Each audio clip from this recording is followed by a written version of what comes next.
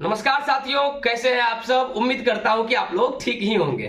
साथियों, इस वीडियो के माध्यम से 2025 के बिहार बोर्ड परीक्षा में शामिल होने वाले 10वीं कक्षा के छात्र छात्राओं के लिए हिंदी विषय में कविता का आज हम इंपॉर्टेंट ऑब्जेक्टिव बताने वाला हूं, इसलिए आप हमारी इस वीडियो में अंत तक बने रहे। आइए देखते हैं पहला क्वेश्चन क्या है।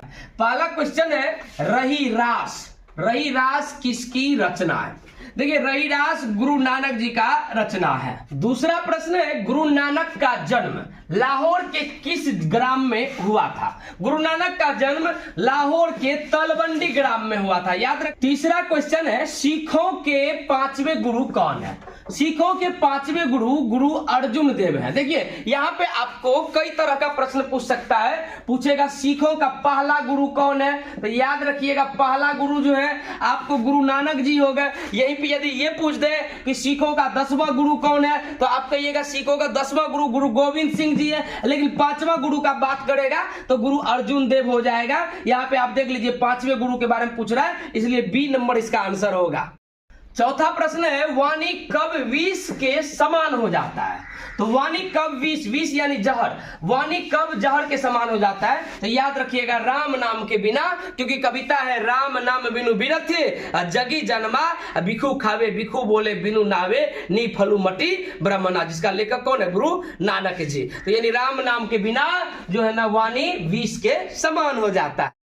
पांचवा प्रश्न है गुरु नानक ने किस धर्म का प्रवर्तन किया? यानी इसी क्वेश्चन को दूसरा तरीका से पूछ सकता है कि गुरु नानक ने किस धर्म की स्थापना किया, तो आप कहिएगा सिख धर्म का। देखिए, सिख धर्म का स्थापना किया गुरु नानक जी, इसलिए गुरु नानक जी को कहा जाता है सिख धर्म का पहला गुरु, अर्जुन देव को 5वां गुरु और गुरु गोविंद सिंह जी को 10वां गुरु। प्रश्न है सोहिला किनकी रचना है? तो देखिए, सोहिला जो है ना गुरु नानक जी की रचना है। 7वां प्रश्न है रसखान का रचना काल था।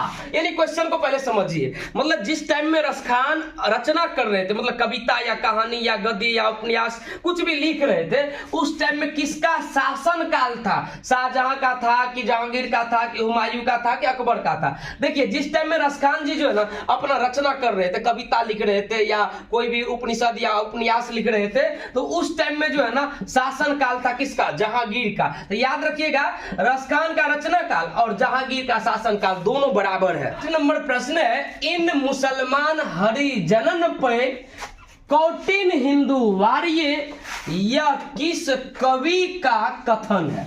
देखिए क्या कहे क्वेश्चन कि इन मुसलमान हरिजनन पे कौटिन हिंदू वार्य यह किस कवि का कथन है? मतलब ये बात जो है ना कौन आदमी कहा है, यानी कौन सा कवि कहा है? तो देखिए, ये कहा है भारतेंदु हरिश्चंद्र। यदि ये बात रहता कि किसके लिए कहा गया तो तब आप टिक मारते रसखान में।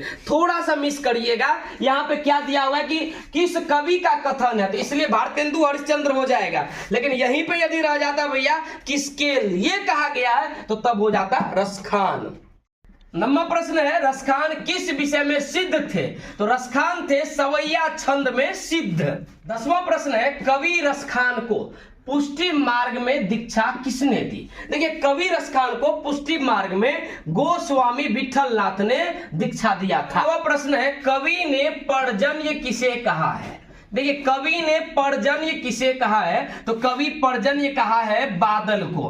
प्रश्न है घनानंद किस धारा के कवि है? देखिए, घनानंद जो है ना रीति मुक्त धारा के कवि है। वह प्रश्न है कवि घनानंद का जन्म किस वर्ष हुआ था? देखिए, कवि घनानंद का जन्म हुआ था 1689 ईस्वी में। 14वां प्रश्न है कवि घनानंद का वध किसके सैनिकों ने किया?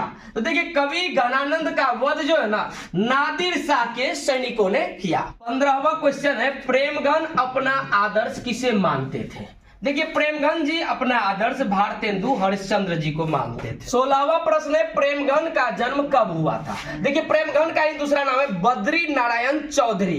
तो बद्री नारायण चौधरी को ही कहा जाता है प्रेमगन। इसका जन्म हुआ था 1855 ईस्वी। 17वां प्रश्न है सुमित्रा नंदन पंत का जन्म कब हुआ था? सुमित्रा नंदन पंत का जन्म हुआ था 1900 ईस्वी में। 18वां प्रश्न है ग्राम्या किस कवि की रचना है? देखिए ग्राम्या जो है ना, ये सुमित्रानंदन पंत जी का रचना है। 19 नंबर क्वेश्चन है, सुमित्रानंदन पंत के पिता का नाम क्या था? देखिए सुमित्रानंदन पंत के पिता का नाम था गंगादत्त पंत। 20वां प्रश्न है, मिट्टी की अबोध मूर्तें कौन है? देखिए मिट्टी की अबोध मूर्तें जनता है। साथियों अभी तक कविता का मात्र 4 चैप्टर कंप्लीट हुआ है। कल जो है ना अगला चैप्टर और कंप्लीट करेंगे, प्रयास करेंगे कि कल जो है ना पूरा का पूरा कविता खत्म हो जाए। तब तक के लिए आप इस सब को रिवीजन कर लीजिए, कॉपी में भी लिख लीजिएगा और चैनल को सब्सक्राइब कर लीजिएगा। वीडियो अच्छी लगी तो लाइक भी कर दीजिएगा, दोस्तों के पास शेयर करना ना भूलिएगा।